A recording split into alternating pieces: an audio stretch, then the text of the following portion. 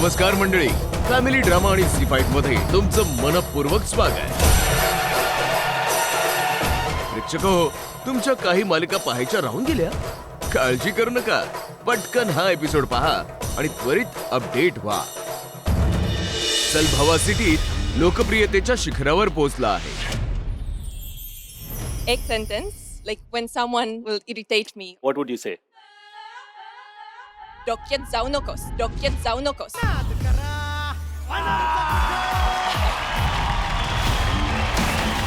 पुन्हा जाऊन त्या पोरीचा हात जर तू पकडलंस नाही तर बघू आपण काय करायचं. असं नका करू सारखं सारखं लय गुदगुल्या होतात. फ्रॉम फॅशनची कंगना टू जब्बी मेची गीत, मी आहे जेन्झी गर्ल, मराठी ठसका फ्रॉम हेड टू फीट.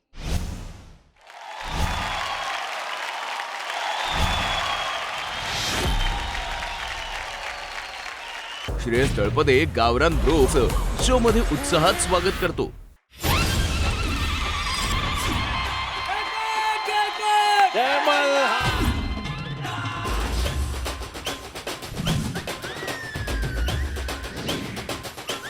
गावात कधी तुम्ही प्रेमात पडलाय का कोणाला? प्रेमाच्या झंझटीतच पडायचं नाही. तर या आपल्याला शिकवणार आहेत, गाईड करणार आहेत है ना? हा. आता वाटतं झालं. आमचे ऍप्स बनवून देणार का? ते ॲप्स मी कसं बनवून देणार? तुला जर ते लागतंय तर तू का करतोयस ते? पोटासाठी. दुःख किती जरी असला तरी ते हसून सहन करायचं आपण.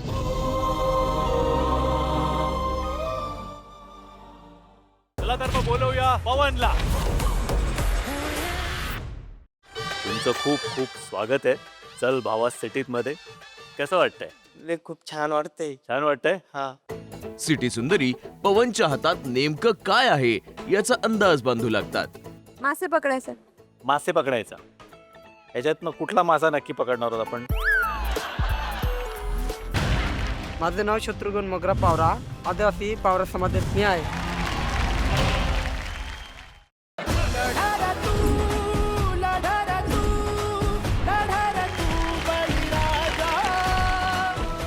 मशरूम कसे दिले? एक्सो 100. 10 रुपए में, 20 रुपए में, 3 गुण लगान लोगी के हमसे.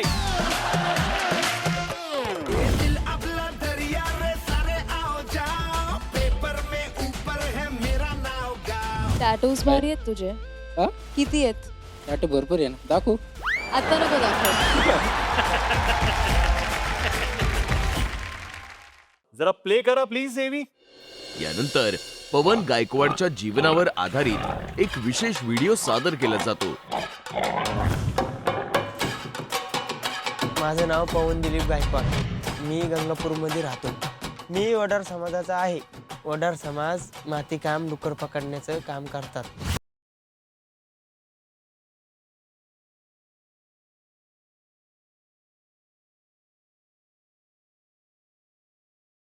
काहीच बघणार नाही. निशाणा तो निशाणाच.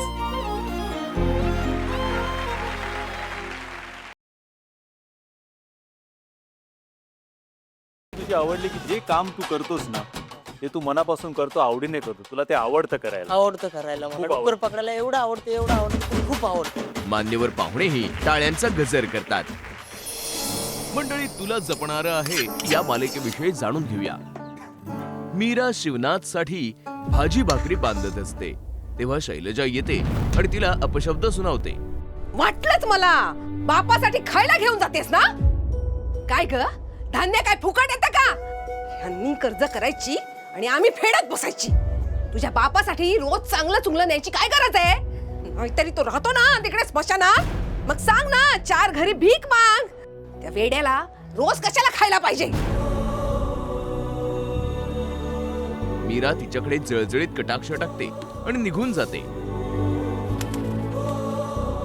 पण शैलजाच्या तोंडाला लगाम लागेल तर नवल ना. बघितलं कशी मारक्या म्हशीसारखी बघत होती माझ्याकडे. एवढं लहानाची मोठी केली या पोरीला, पण मला काडीची किंमत नाहीये. नागनाथ शैलजाला सत्य परिस्थितीची जाणीव करून देण्याचा प्रयत्न करतो. मीरा काही परक्या माणसासाठी अन्न घेऊन नाही गेली, दादासाठी घेऊन गेली. हो, तुमच्या दादामुळेच ही परिस्थिती आली आपल्यावर. जिथे पक्वान्न असायला हवीत तिथे शिळं खावं लागतंय आपल्याला. हे बघ, दादामुळे आपल्या डोक्यावर छप्पर आहे. आहे ना छप्पर आहे ना आपल्या डोक्यावर, पण त्याच्या खाली सुख आहे का? त्यांनी घेतलेलं कर्ज आपणच फेडतोय ना, की फुकट राहतोय? हा, तो एक वेडा आणि तुम्ही अति शहाणे, भले मला शिकवायला. पण पालथ्या घड्यावर पाणी.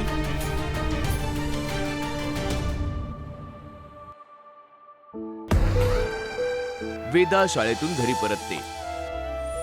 अंबिकाची पडलेली फोटो फ्रेम पाहून तिच्या निरागस मनाला वेदना होतात.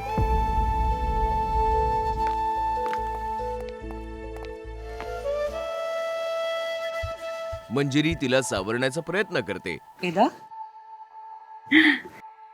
आहे बघ, रडायचं नाही बाळा. आपण दुरुस्त करून घेऊया ना.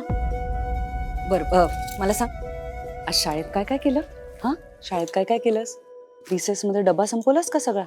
तुझ्या आवडीचे स्नॅक्स दिले होते ना मी आज तुला. हा वेदू, ऐक ना, मी काय, वेदा, अथर्व थांब. पण वेदा जड अंतःकरणाने तिथून निघून जाते. मागोमाग बडीही जातो. थोडा वेळ दे, बरोबर बोलतायत त्या. Give a time.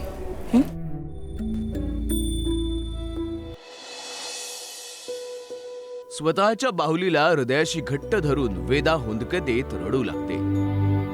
तिच्या वेदना मात्र बडीला समजतात. मंडळी, नवरी मिळे हिटलरला या मालिकेच्या कहाणीने मनोरंजनाचा धुरळाच उडवलाय. टीचरना किती त्रास होतोय. अनपेक्षित घटना घडल्याने लीलाला अश्रू अनावर होतात. मला एजेंना खुश ठेवायचं होतं, त्यांना आनंदात बघायचं होतं, पण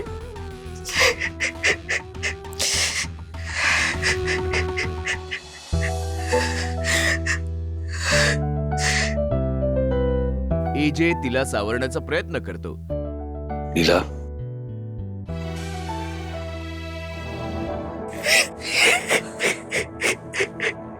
लीला, शांत हो. लीला, शांत हो. एजे, मी हे बघ, मला कळतं तुझ्या मनात काय चाललंय, पण जे काही घडलं ना, त्यात तुझा किंवा माझं काही फॉल्ट नाहीये. पण एजे सगळे तुम्हालाच ब्लेम करताय. तर बोलतात तर बोलू दे लीला, काय फरक पडतो? हे बघ, या सगळ्या गोष्टीचा मला अजिबात त्रास होत नाही आणि तूही करून घेऊ नकोस. या सगळ्यामुळे तुझ्या हेल्थवर काही परिणाम झाला तर ते मला आवडणार नाहीये. त्याचे शब्द लीलाला विचार करण्यास प्रवृत्त करतात. इथे लोक तुमच्यामुळे माझ्यावर हल्ला झाला असा तुमच्यावर आरोप करतायत, पण तरी सुद्धा एजे तुम्हाला माझीच काळजी वाटते. एजेच्या निर्भीड स्वभावाचा लीलाला पुन्हा प्रत्यय येतो. प्लीज शांत हो, आणि तू जेवढं टेन्शन घेतेय तेवढं काही घडलेलं नाही Leela. I can handle it. तुला मी आधी सांगितलं होतं की या जगात अशी कुठलीही गोष्ट नाहीये जी तुझा नवरा हँडल नाही करू शकत. So relax.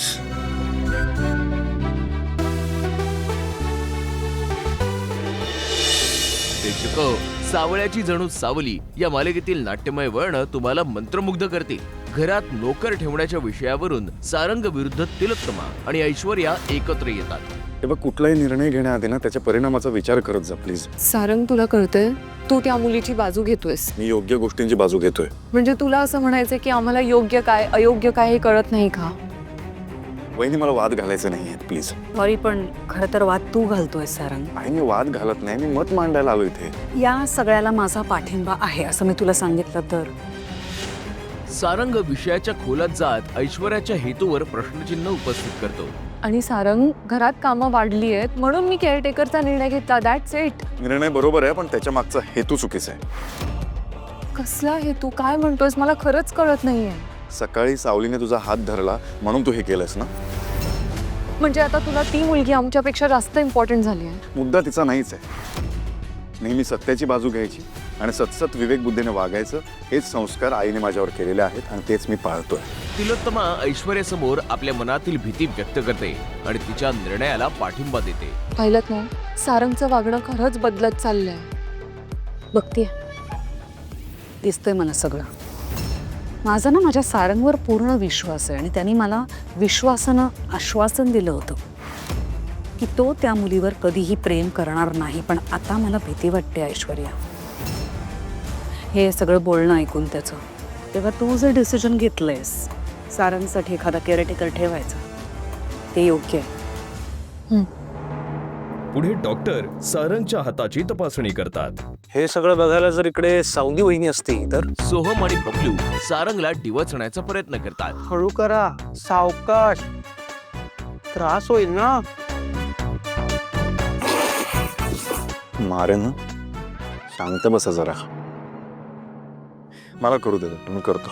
हो, पण माझं काम मला करून द्या. सॉरी. बरा झालाय तुमचा हात. पण लगेच ना हातावर जोर द्यायला जाऊ नका.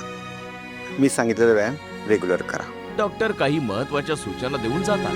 डॉक्टर गेल्यावर मात्र सारंग थट्टा करणाऱ्या सोहम आणि बबलूला चांगलाच प्रसाद देतो. सारा दादा नीट आहे, हातावर जोर द्यायचा नाही आणि हात जास्त चालवायचा नाही. काय बोलले डॉक्टर आता? जोर देऊ नको असं म्हणाले, मारू नको असं नाही म्हणाले. ते दुसरा हात आहे ना. हाय, बरोबर आहे. का नको मारू? सारंग सर, हात तुटेल. सारंग सर, मी नाही बोललो. आणि जाता जाता मंडळी पुन्हा कर्तव्य आहे या मालिकेविषयी जाणून घेऊया. आकाश आणि वसू भावनांचे रंग उधळतात. आठवणीतील क्षण उजळून निघतात. आम्ही बाबा रागावलंय एका माणसावर. खोटं का बोलात माझ्याशी? मी खोटं बोलले कारण माझी इच्छा नव्हती की अजून कोणी मला पहिल्यांदा रंग लावा. आपली वहिनी आल्या होत्या तर त्यांनी लावला असताना पहिला रंग. नव्या जीवन प्रवासातील अनुभव ताजे होतात. तुला माहिती आहे, जेव्हा आपण पहिल्यांदा एकमेकांना भेटलो सगळं किती अनपेक्षित होतं ना. नाही देणार, मला आवडली ही साडी. आणि जर तुम्हाला कळत नाही तर मग तुम्ही तुमच्या आईला, बहिणीला किंवा ज्यांना कळतं त्यांना घेऊन या ना. आणि हे बघा, तुम्हाला साडी दाखवणं हे माझं काम नाही. ओके? किती भांडायचो ना आपण एकमेकांशी. रादर तू माझ्याशी किती भांडायचीस. आणि मग शेवटी जेव्हा एकमेकांच्या समोर आलो, आय एम शुअर आपल्या दोघांच्या मनात हा विचार आला असेल की आपण हे लग्न का करतोय. मलाही तुझा खूप राग आला होता. पण देवाच्या मनात वेगळंच काहीतरी होतं. आपला प्रवास आहो जावापासून सुरू होऊन अरे तुरेवरती आलाय. आपण दोघेही आई बाबा शोधायला निघालो होतो. आणि बघा ना, या प्रवासात एकमेकांचे नवरा बायको झालो. हळूहळू एकमेकांवर प्रेम चढला आणि पुन्हा एकदा कर्तव्याची जाणीव झाली.